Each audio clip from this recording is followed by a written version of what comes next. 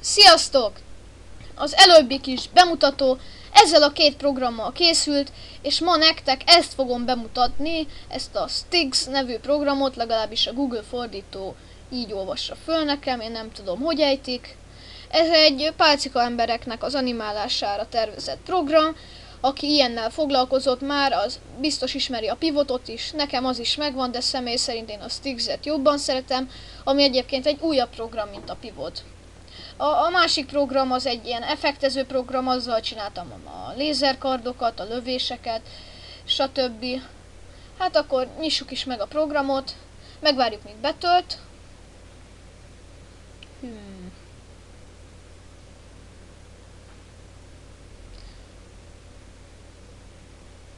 Igen, ezt a menüt kapod. Itt bal oldalt vannak azok a dokumentumok, amiket általában meg szoktam nyitni, vagy amiket legutóbb megnyitottam. Itt jobb oldalon csak ilyen segítségek vannak angolul, és itt bal oldalon alul itt lehet megnyitni már dokumentumokat, amiket szerkesztesz, vagy üres dokumentumot. Itt ez a legfelső, ez a default document, ez megnyit egy dokumentumot, ahol berak neked egy alapfigurát. A blank document az csak annyi, hogy azt az alapfigurát kiszedi, tehát egy üres dokumentumot nyit meg, nézzétek meg. Igen, ez az alapkezelő felület. Én általában ezt a figurát szoktam használni. Itt látjátok itt középen ezt a sárga pontot, ezzel tudom így húzigálni bárhova. A piros pontokkal mozgatom a testrészeit, és akkor nézzük meg ezek a beállításai az egésznek, tehát háttér, például most kékre állítom, vagy fehérre, vagy feketére, vagy bármi. Ezek pedig a pálcika emberen található pontoknak a méretét határozzák meg. Én általában a kicsiket használom, mert hogy vannak olyan pontok, amik nagyon közel vannak egymáshoz. Igen. Aztán itt vannak ilyen parancsok, hogy lejátszás, itt hozzáad egy ilyen alapfigurát, ez a Stix-es figura, vagy a pivotos figura, ez biztos a pivotosok ismerik, hogy ezt alapból beszokta adni. Aztán mondjuk kijelölöm ezt a figurát, itt lehet rajta, hogy törlés, vagy szerkesztés, vagy középre rakja, vagy pedig megpördíti, tehát tükrözi. Aztán a színét lehet állítani a figurának, mondjuk pirosra. Igen, ezt most törlöm, mert én feketében akarom. Aztán itt a méretét lehet állítani, mondjuk 200%-os mérete legyen. Még lehet állítani, ezek meg a rétegeknél fontosak, hogy mit tudom én. Ez most nem az én figurám, ezt letöltöttem egy weboldalról, és ha mondjuk megnyomom a frontot, az előrébb hozza egy réteggel, a backkel meg visszább tolja. Igen, aztán ez itt a képkockákat mutatja, mondjuk ezt rakjuk ide. New frame az azt jelenti, hogy újabb képkocka, ezt az enterrel is meg lehet oldani, látjátok. És akkor mondjuk ezt mozgassuk meg ilyen szépen lassan, hogy részletes legyen. Amint látjátok, az közben nyomogatom az entert, hogy újabb és újabb képkockákat adjak hozzá. Ja igen, ez a szürke rész itt mutatja, hogy az előző képkockában, az előző képkockához képest mi változott. Látjátok? Itt mondjuk felhozom ide a kezet, itt vagy play, ezt lejátszuk. Láttátok, hogy megmozdult a figura, megmutatom még egyszer. Itt lehet állítani a sebességét, ez képkocka per másodpercben értendő. Látjátok, most 15 képkocka per másodperc, nem is több ez 2 másodpercnél.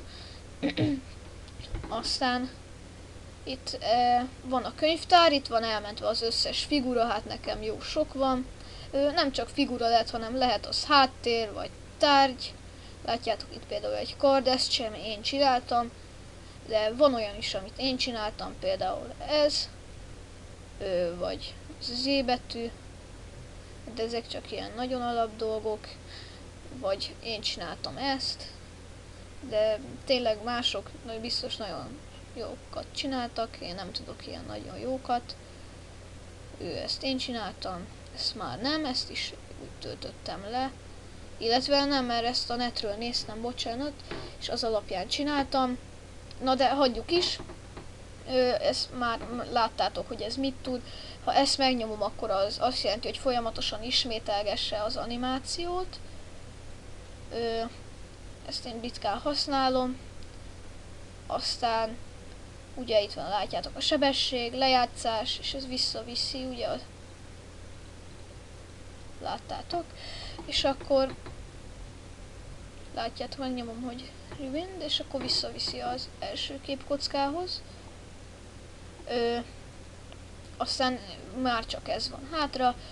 Itt lehet váltogatni az egereket, ezt egyébként dupla kattintásra is megteheted.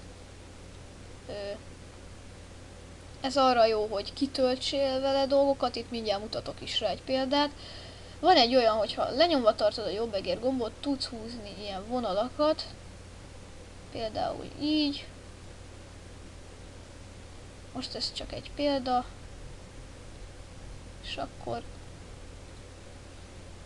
mondjuk ezt látod, itt beszínezni, automatikusan ezt a színt adja neki, de mondjuk beszínezhetjük teljesen feketére, hogy így ne legyen ilyen üreges, ne adjon ilyen üreges hatást. Hogyha a jobb egér gombot nem akarod, akkor ezt itt megnyomod, és akkor bal egér gombbal lehet ugyanezt csinálni, de itt akkor így. Igen, hogyha rossz helyre kattintasz, akkor ezt a hiba üzenetet adja, ami elég idegesítő tud lenni hosszú távon. Ezt most töröljük. Na. Oké, akkor így töröljük. Aztán, ha ezt nyomod meg, akkor egy kört tudsz húzni, bármilyen nagyságút. Igen, ezt is ki tudod tölteni. Csak ezt nem így, mert 3 pont kell hozzá, hanem megnyomod. És itt van neki, hogy fill color, és ezt mit tudom én, mondjuk feketére, és már is fekete lett az egész. Igen.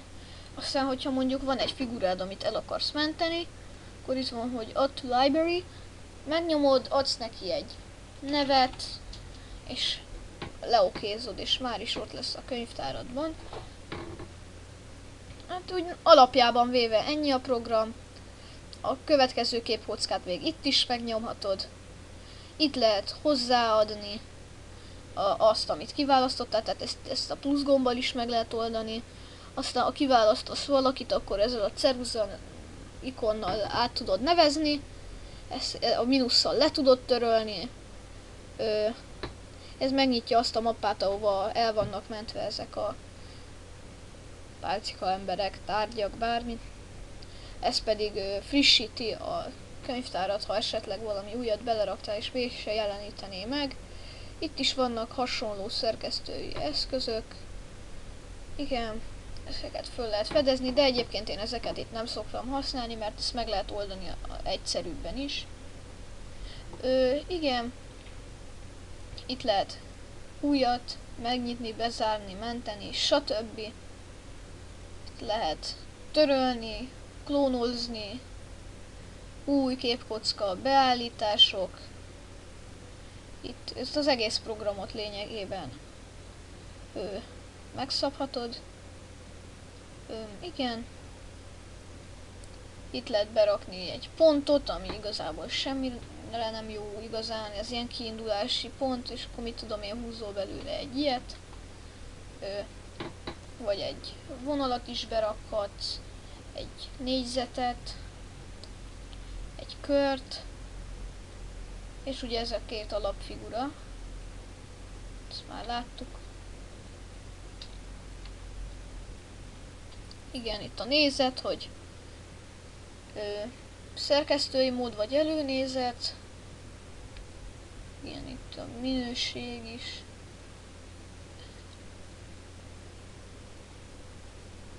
Igen.